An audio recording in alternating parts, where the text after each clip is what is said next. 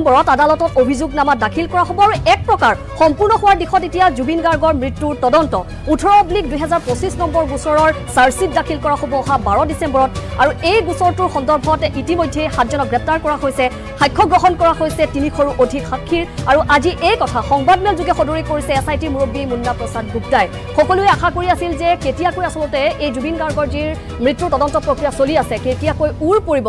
প্ৰকৃততে কেনেকৈ মৃত্যু হৈছিল জুবিন গাৰ্গৰ সেই কথাটো অসমীয়াই জানিবৰ বাবে অধীৰ আগ্ৰহেৰে ৰৈ আছে এছআইটিয়ে তদন্ত প্ৰক্ৰিয়া অব্যাহত ৰাখিছে গতিকে সেই এছআইটিয়ে তদন্ত প্ৰক্ৰিয়াৰ যি আসলতে গোচৰৰ অভিযোগনামা সেই অভিযোগনামা আদালতত কেতিয়াকৈ দাখিল কৰিব পূৰ্বতে এটা বিশেষ তাৰিখ নিৰ্ধাৰণ কৰা হৈছিল কিন্তু আজিৰ দিনটোত সংবাদমেলৰ জৰিয়তে এছআইটিৰ মুৰব্বী মুন্না প্ৰসাদ গুপ্তাই স্পষ্টকৈ উল্লেখ কৰিছে যে 12 ডিসেম্বৰত দাখিল কৰা হ'ব এই অভিযোগনামা গতিকে অপেক্ষাৰ সেই দিন আহি পৰিছে আৰু মাত্ৰ কেইটামান দিন তাৰ পাছতে আসলতে গম পোৱা যাব যে জুবিন গাৰ্গৰ কেনেকৈ মৃত্যু হৈছিল জুবিন গাৰ্গৰ মৃত্যুক লৈ বিভিন্ন ধৰণৰ যেহেতু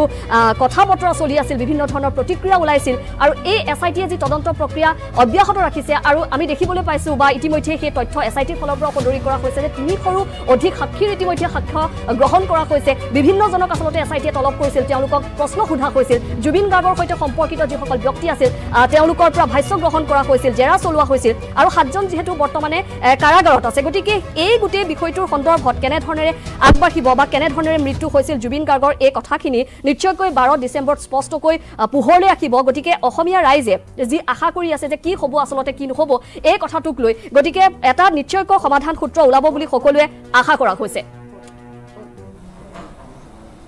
মই আপোনালোকক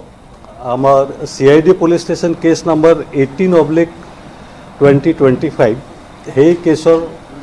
তদন্তৰ অগ্ৰগতি বিষয়ে অলপ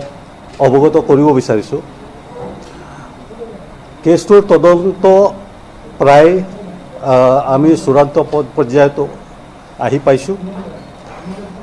আমি অহা 12 ডিসেম্বৰত কেছটোৰ চাৰ্জশ্বিট আদালতৰ সন্মুখত দাখিল কৰিম 12 ডিসেম্বৰ অহা 12 ডিসেম্বৰত আমি কেছটো চাৰ্জশ্বিট দাখিল কৰিম সেইখিনি মই আপোনাক লোকক জনাবলৈ আজি আহ্বান কৰিছিলোঁ এই মুহূৰ্তত মই এইখিনিয়ে ক'ম যে তদন্ত আমাৰ প্ৰায় সম্পূৰ্ণ হোৱাৰ দিশত আৰু চাৰ্জশ্বিট আমি যেটো মই ইতিমধ্যে ক'লো 12 ডিসেম্বৰত আমি আদালতত দাখিল কৰিম